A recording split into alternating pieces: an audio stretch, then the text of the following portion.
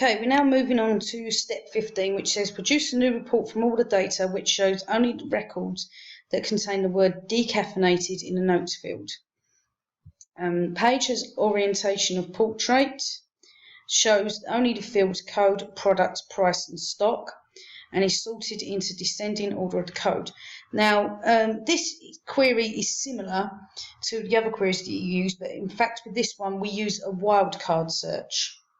Okay, so if you take a look at your table right here, you can see that in the notes you can see there are some words like decaffeinated here, but in the notes there's so many different words that you won't be able to do a simple query based on them like you have done here, where you can say search Mexico, you can search coffee, and maybe here you could search less than 50 as we've done before.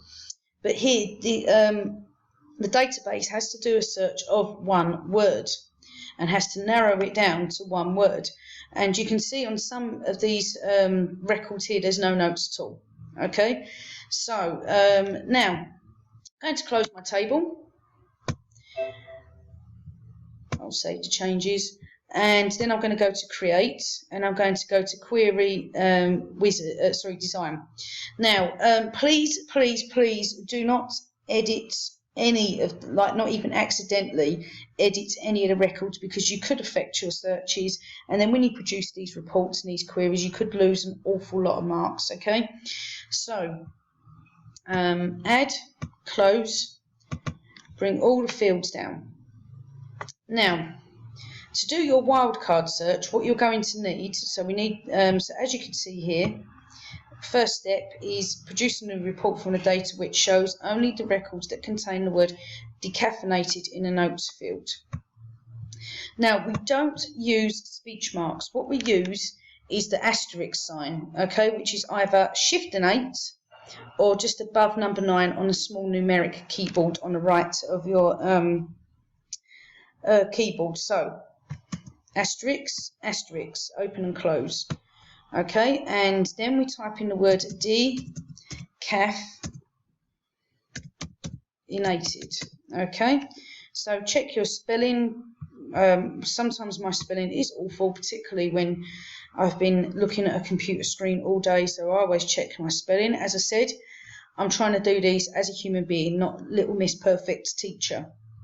Okay, I'm not perfect. I do things wrong. And then in front of the word decaffeinated, you type in like, okay?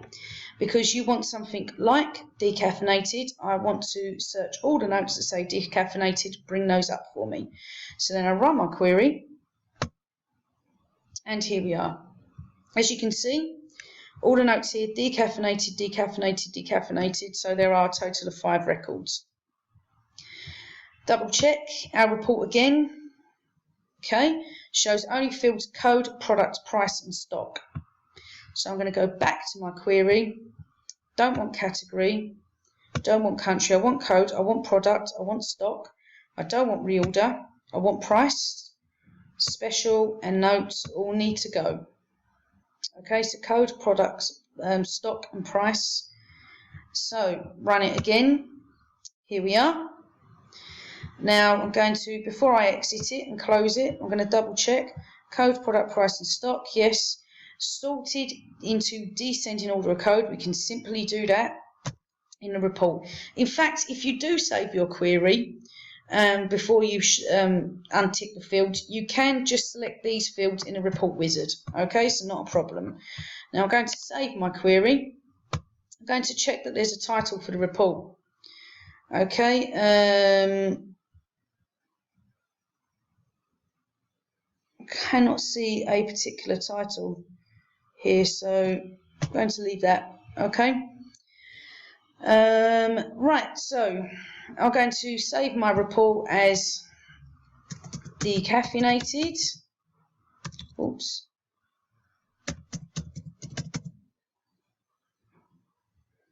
Double check my spelling again, so that don't look right. I've definitely done something wrong, haven't I? Yes, I have. I need a wrong way around. Told you I could be silly. There we go. Okay. Save as. That's okay. Right. So my query is saved, and I now need to create my report. So you go to create again, you go to report wizard, and you select your query, as you well know. Okay, so my query is the decaffeinated one. I'm going to move all of my fields over. Next, now keep an eye please on what the exam requires of you at this stage. So remember, they want portrait and they want descending order of code. Okay, so next, select for descending and code. So go to next and make sure you've got portrait selected. And I'm going to call this decaffeinated query. And finish. So here's my report now. Please always remember to make sure you sort out the layout of your report. Don't think, oh, this is a small report. They didn't even want a title, blah, blah, blah. Okay. Close the print preview. Go to view, layout view, and make sure that you move these over as necessary. Okay. Because you can lose marks for a poor quality layout, which we don't want to happen because it's a silly reason to lose your marks. Okay, so I've moved these over a little bit. Same as my code. Those all look fine. I'm just going to centre them a little bit more, make it look a little bit better. Okay, so like the price is all the way over here, which is unnecessary, all the way in the corner. In fact, if you print this up, it could cut off, which we don't want. Okay, you would lose marks for it. Bring it over.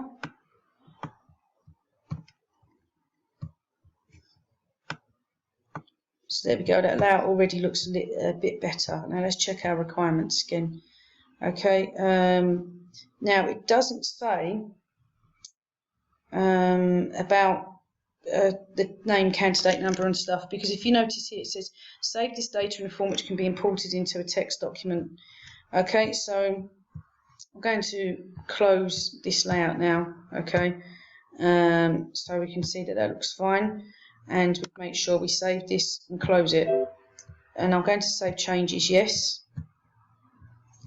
And what I'm going to do is right click on here.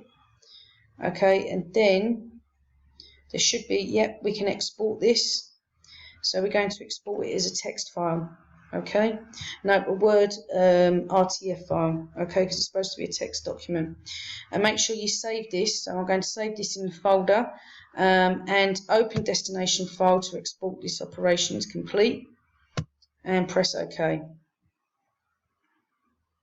And there we have it. You can see it's brought up there.